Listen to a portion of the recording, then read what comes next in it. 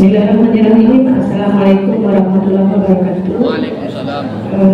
Baik Ustaz, perkenalkan nama saya Ida Trisna dari Dinas Kesehatan. Ada dua pertanyaan Ustaz. Yang pertama, dari surat An-Nisa ayat 11 tadi, terlihat di situ bahwa pembagian harta warisan seperti ini atau berdasarkan syariat Islam itu adalah sifatnya diwajibkan atau disyariatkan. Sementara kebiasaan yang berlaku pada kehidupan sehari-hari, khususnya adat Minang, malah yang terjadi sebaliknya.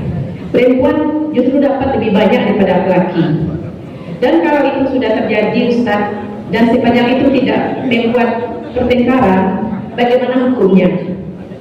Kemudian yang kedua yang saya tanyakan, untuk masalah wasiat yang diperuntukkan bagi mereka yang tidak merupakan ahli waris, seperti cucu ataupun anak angkat.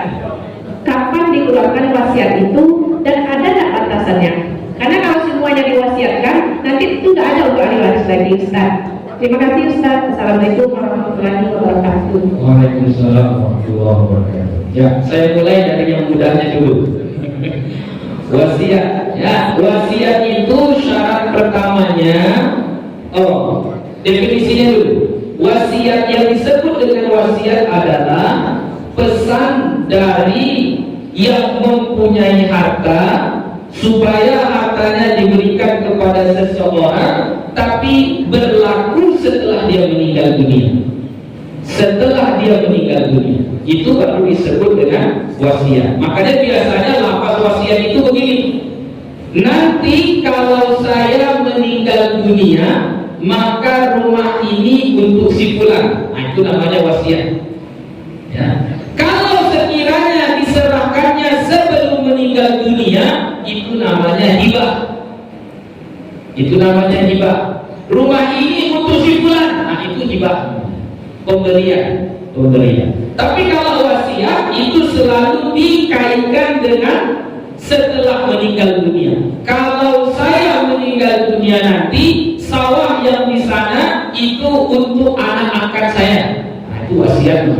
Jadi wasiat itu adalah pesan dari yang punya harta supaya hartanya ini diberikan kepada orang tertentu setelah dia meninggal dunia. Itu pertama. Kemudian ada nggak batasannya Bu ya? Ada. Batasannya tidak boleh lebih dari 1/3. 1/3 dari jumlah keseluruhan harta yang dia tinggalkan. Yang disebut dengan harta warisan itu bukan hanya uang. Rumah punya siapa? Rumah itu punya dia. Itu termasuk harta warisan. Kebun itu atas nama siapa? Punya dia. Maka itu harta warisan. Sawah itu punya siapa? Punya dia. Maka itu harta warisan. Kalkulasikan itu semua, terkumpul uangnya agak-agak sekitar 3M misalnya. Maka 1/3 dari 3M itu saja yang boleh diwasiatkan. Lebih dari 1/3 tidak boleh. Ya, itu maksimalnya. Bahkan ulama mengatakan 1/3 itu pun terlalu banyak jikalau ahli warisnya orang-orang miskin. Wasiat 1/3 itu terlalu banyak jika ahli warisnya orang-orang miskin. Ini anak-anaknya orang miskin semua, diwasiatkan 1/3 pula. Itu terlalu banyak. Ya. Tapi kalau ini ahli warisnya diwasiatkannya 1/3 untuk orang lain, tidak apa-apa. Tidak apa-apa. Ya. Kemudian kepada siapa wasiat itu bisa diberikan? Seperti yang saya sampaikan tadi, hanya kepada yang bukan ahli waris. Contoh yang bukan ahli waris seperti yang Ibu bilang tadi, yaitu anak angkat, itu bukan ahli waris. Ya. Kemudian contohnya lagi tadi cucu, tapi bukan semua cucu ya, hanya cucu dari anak perempuan. Kalau cucu dari anak laki-laki itu ahli waris. Ya, ini cucu dari anak perempuan. Oke, itu ya tentang wasiat. Sudah terjawab dari wasiat. Ya. Kemudian tentang fenomena di masyarakat kita, ini agak sensitif. Agak sensitif. Jadi dalam Al-Quran disebut banyak daripada perempuan. Tapi di kita faktanya terbalik. Bagian perempuan yang lebih banyak. Ini saya kutip ungkapan ibu ya, saya nggak tahu apakah betul atau tidak. Karena nanti direkam, nanti kita tahu bersama orang Minang kan. Ya. Jadi ini saya berhusnuzon saja Bu ya. Saya berhusnuzon dengan adat kita. Karena adat Minang itu adalah adat bersandi syarak, syarak bersandi kitabullah. Tidak mungkin orang-orang Minang itu membuat adat yang bertentangan dengan syariat. Ini logika orang yang husnuzon, logika orang yang berbaik sangka. Bagaimana itu bisa terjadi ya? Misal seseorang meninggal dunia, si Abdullah meninggal dunia, punya anak 3 orang laki-laki, 1 orang perempuan. Lalu anaknya ini membagi harta warisan itu sesuai dengan ilmu faraid. Sesuai dengan ilmu faraid. Sudah dapat masing-masing, sudah diterima masing-masing. Lalu si Abdullah, lalu anak yang 3 ini, laki-laki ini menyerahkan harta warisan yang dia punya kepada adiknya yang perempuan. Dia serahkan, kamu sajalah yang memegangnya. Kamu yang memegang apa ini? Ya. Kenapa? Karena kami pergi merantau. Zaman dulu kan gitu ya, merantau, pergi merantau. Kami merantau. Yang menjaga tanah ini, menjaga rumah ini ya perempuan. Maka kamu saja yang pegang. Nanti kalau apa-apa balik ke rumah lagi, ke situ, balik ke situ lagi. Semua kalau ada masalah balik kepada perempuan. Ada yang paling kecil, ada yang paling kecil. Itu cara husnuzonnya. Itu cara husnuzonnya. Kalau begitu boleh, oh boleh, ada masalah. Kalau begitu boleh. Setelah dibagi, setelah ada apa, lalu kita balikkan kepada siapapun itu sudah punya kita. Saya bagi contoh ini ilustrasi supaya memudahkan pemahaman. Si Abdullah tadi meninggal dunia, lalu dibagi hartanya sesuai dengan ilmu faraid. Selamatkah si Abdullah yang meninggal ini dari hartanya tadi? Sudah selamat dia, aman dia, nggak ada masalah lagi. Lalu harta yang dibagi ini kepada anak-anaknya tadi dipergunakan si anak ini untuk berbuat baik. Si Abdullah dapat pahala atau tidak dari hartanya tadi? Dapat atau tidak? Tak dapat. Kenapa tak dapat ya? Itu bukan harta dia lagi. Harta dia tidak ya? Bukan. Itu bukan harta dia. Jadi dia tak dapat. Kenapa? Karena sudah diserahkan kepada ahli warisnya. Berarti bukan harta dia. Bukan harta dia. Jadi kalau dimanfaatkan harta itu untuk kebaikan, si Abdullah dapat pahala nggak dari itu tanpa ada wasilah, tanpa ada dihadiahkan dan sebagainya? Dapat nggak? Tak dapat. Kenapa? Karena bukan harta dia lagi. Ya, sama misalnya kayak jual beli. Ini terkadang banyak ini iming-iming ini kan. Jual beli tanah. Saya juallah tanah ini harga sekian. Ya, dijualnya kepada pihak pesantren. Niat-niatnya nanti dia dapat pahala juga lah, mengalir juga pahala dari pembangunan pesantren itu. Dapat nggak kira-kira? Saya punya tanah ini, saya jual sama ibu mau bangun pesantren, mau membangun rumah tahfidz. Ibu bayar tanah itu ke saya, ibu bangunlah di situ rumah tahfidz, banyak anak mengaji di situ. Saya yang menjual tanah dapat pahala tidak?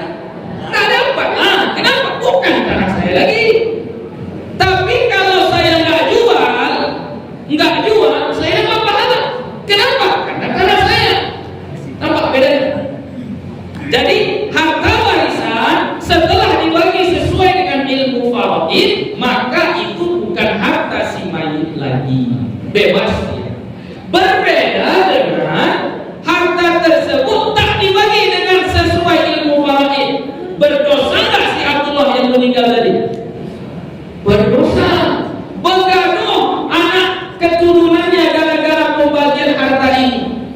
Dapat dosa nggak si Abdullah yang punya harta? Dapat dosa. Kenapa? Masih status hartanya. Itu apa perbedaannya? Makanya perlu yusi yusikumullah fi auladikum. Wasiatkan kepada anak-anak kalian untuk membagi harta warisan itu sesuai dengan ilmu faraid, supaya kita yang sudah jerih payah capek-capek mengumpulkan harta itu tidak dapat efek buruk nanti di dalam kubur. Gak mungkin kita bangkit dari kubur menyampaikan kepada mereka, kenapa lah akan bagi kayak gitu, bagilah sesuai dengan ilmu faraid. Gak mungkin. Hanya pasrah menerima dosa saja lah kita gitu. Ya, jadi makanya itu jawaban husnuzon ya tadi. Itu saya rasa mungkin orang-orang di zaman dulu, karena memang filosofinya anak-anak Minang ini merantau, yang laki-laki yang tinggal di kampung adalah perempuan, diserahkan kepada mereka bahagiannya. Yang bahagia yang dapat ini diserahkan. Jadi inilah yang mengelolanya, bendaharanya si perempuan ini. Begitu. Makanya kalau kita tanya sama orang-orang tua dulu, itu harta yang dipegang oleh anak perempuan itu bukan hak milik, hak pakai. Nah, dari situlah saya berhusnuzon. Oh, ini bukan dibagi, hanya dipegang, diamanahkan kepada dia setelah dibagi. Begitu ya. Jadi intinya kita husnuzon, jangan langsung menyalahkan adat istiadat kita, karena dari dulu semboyan adat istiadat kita sudah sangat jelas. Adat bersandi syarak, syarak bersandi kitabullah. Itu sudah sangat jelas. Tapi faktanya sekarang bagaimana? Itu mereka lah yang tahu. Ya, ini asumsi kita, berhusnuzon kita caranya seperti itu. Jadi makanya Bapak Ibu yang dirahmati oleh Allah Subhanahu wa taala, kita yang sudah mengaji, ayo sama-sama kita terapkan cara membagi harta warisan itu sesuai dengan ilmu faraid. Itu saja. Ya. Habis ya? Insyaallah. Terakhir. Baik. Assalamualaikum warahmatullahi wabarakatuh. Waalaikumsalam warahmatullahi wabarakatuh.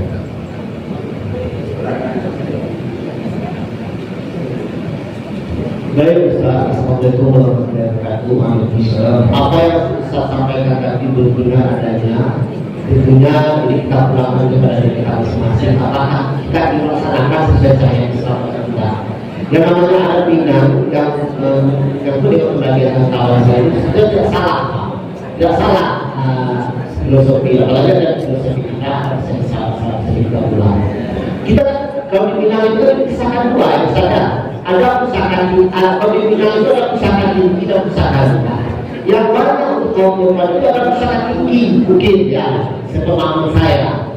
Tapi kita kadang-kadang menafsirkannya beda, dan kemudian memang kepentingan minyak mama ulama tidak pandai, kemudian para tokoh-tokoh ini tidak mau membuka sekali tegas, sehingga dikabulkan sehingga menimbulkan penafsir macam-macam digunakan. Kami menurut kami ini menyatakan minyak mama memang kepentingan juga mesti tegas-tegas. Kemudian yang mama tahu mesti menjelaskan bagaimana pembagian pusaka tinggi ini. Ini kan cepat. Kalau pusaka rendah atau dalam kuat, tetap dibagi sesuai Islam, kecuali dengan kata yang pusaka yang antara sama tua yang berbeda ini juga dibagi dengan berapa ada Minang banyak perempuan dimain-mainkan sengaja mungkin karena kepentingan dan kemauannya. Udah jelas ada yang disalahkan, tapi ketegasan mengambil kepentingan di sini. Siapa pemimpin, siapa pemerintah, siapa ulama, siapa yang amanah. Kadang-kadang yang ulama juga nggak tahu juga masalah kita. Bukan tadi hanya sensitif katanya. Tidak ada yang sensitif dalam agama. Kalau itu lebih ketat, terima kasih dalam sensitif itu Pak, itu apa masing-masing. Ada yang menurut dia itu sensitif, ada yang tidak. Jadi maksud saya sensitif itu ya mungkin bagi kita tidak sensitif, tapi bagi orang itu sangat sensitif. Ya. Kalau agama memang tidak ada yang sensitif, tidak ada yang sensitif. Jadi maksud saya sensitif tadi itu adalah berkaitan untuk supaya orang tidak salah paham. Masalah pusaka tinggi dan pusaka rendah, ya betul ya. Pada faktanya memang dari zaman dulu saya sebenarnya suka berbicara dengan orang-orang tua. Suka saya. Kenapa ada ini? Kenapa ada ini? Saya suka itu. Sama orang kampung, mana yang orang tua, umur sepuh-sepuh, itu saya cerita cerita tanya masa-masa dulu gitu kayak mana. Jadi memang betul Pak, yang sebenarnya yang untuk anak perempuan itu pusako tinggi. Yang pusako tinggi itu secara hukum, ini kita kaji hukumnya Pak ya.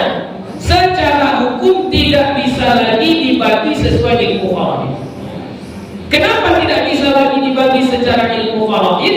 Karena pusako tinggi itu tak tahu punya siapa.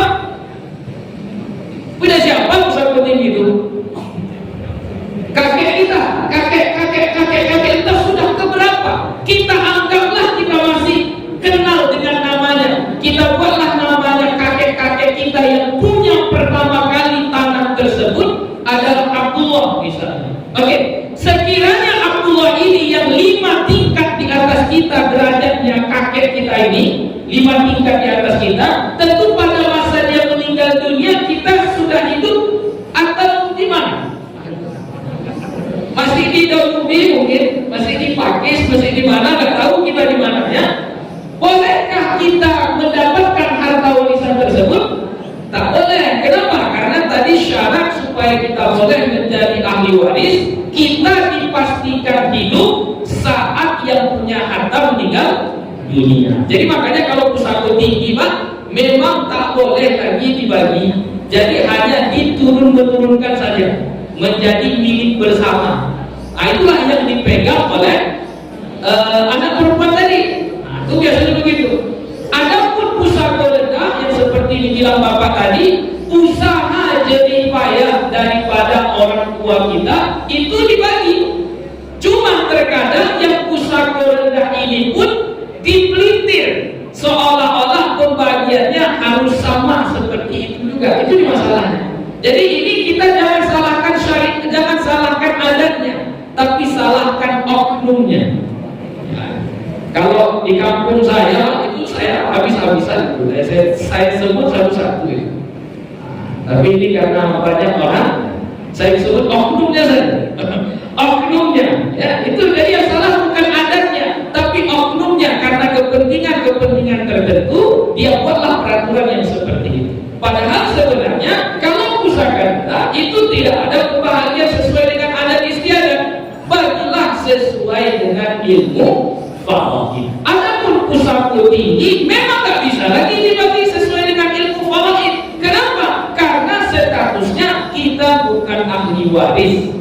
Ahli waris yang berhak memang ahli waris, tapi nggak berhak mendapatkannya. Kenapa? Karena status kita tidak memenuhi syarat. Syaratnya apa tadi? Kita harus hidup di saat yang punya harta meninggal dunia. Yang punya harta meninggal dunia 100 tahun yang lalu, kita belum lahir. Jadi kita tidak berhak untuk membagi dan mendapatkan harta dari pusaka tinggi. Tapi kalau untuk memegangnya, mengelolanya, tidak apa-apa, sesuai dengan adat istiadat yang berlaku di daerah kita masing-masing. Begitu Pak, kira-kira mudah-mudahan semua kita yang ada di masjid ini adalah orang-orang yang punya kepentingan baik untuk agama kita, punya posisi yang bagus di daerahnya, sehingga bisa mengubah kebijakan-kebijakan atau kebiasaan-kebiasaan yang sedikit melenceng dari koridor agama kita luruskan kembali, kita kembalikan kepada adat bersandi syarat bersandi kitabullah. Insya Allah kita tidak menghilangkan adat istiadat kita yang sudah menjadi budaya dan ciri khas dari daerah kita, tapi selama itu sesuai dengan syariat agama kita. Dan yakinlah adat istiadat Minangkabau itu tidak berlawanan dengan syariat agama kita. Jika pada faktanya terlihat oleh kacamata kita seolah-olah berlawanan, mungkin itu adalah oknum-oknum yang tertentu mempunyai kepentingan, mungkin untuk kelompoknya, mungkin untuk pribadinya masing-masing. Itu saja Pak. Terima kasih, sudah jam 9 mau masuk kantor lagi.